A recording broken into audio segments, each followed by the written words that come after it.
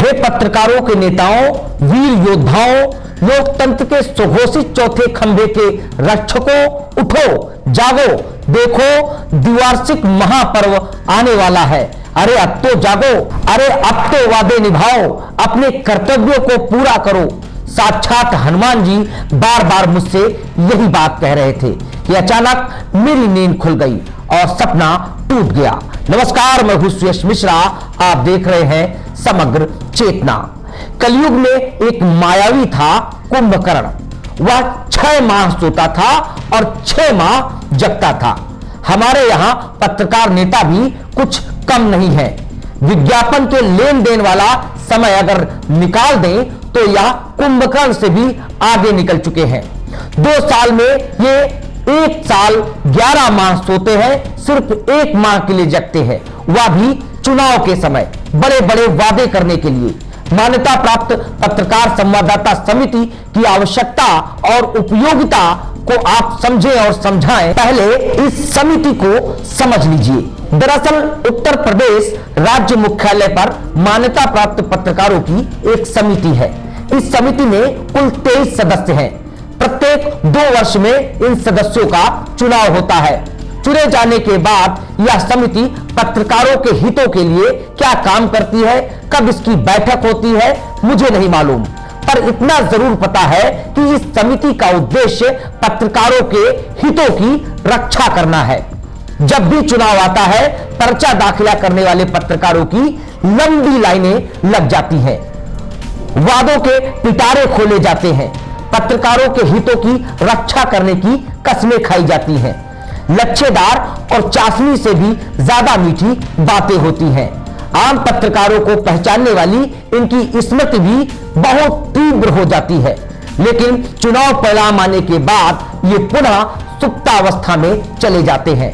ऐसी परिस्थिति में ये बड़े बड़े नेता, ये समितियां एक छलावा मालूम होती हैं। फिर इसकी जरूरत और अस्तित्व पर भी सवाल उठता है। आप सभी वरिष्ठ पत्रकारों को मैं प्रणाम करता हूं।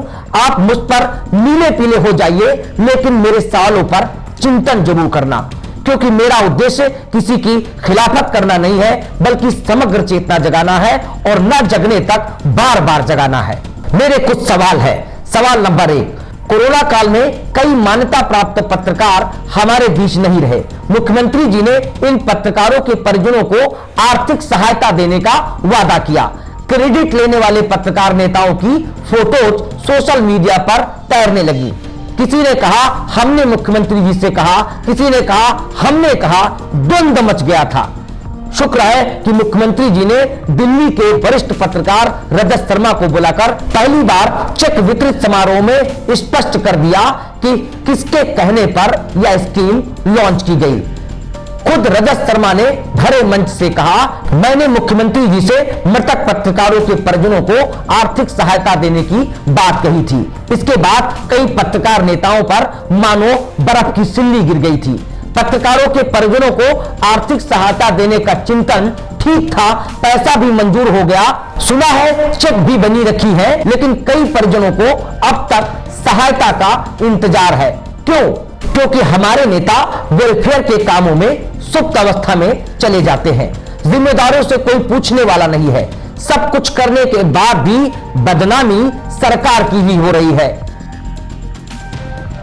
कहां गई पत्रकारों को आवाज देने वाली स्कीम? क्या वो सिर्फ एक ढकोसला थी? कहा तो यह भी जा रहा था कि जगह भी चिन्हित हो गई है।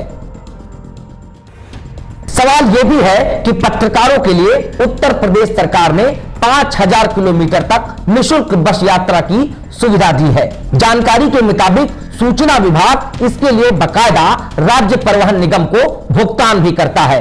बावजूद इसके लंबी यात्रा से पूर्व अनुमति लेने का झामा शुरू हो गया है, जबकि निगम की बसों में एक सीट पर बड़ा बड़ा लिखा होता है कि पत्रकारों के लिए सीट आरक्षित। अब बोले कौन? क्योंकि हमारे नेता तो चुनाव के बाद सुप्तावस्था में चले जाते हैं।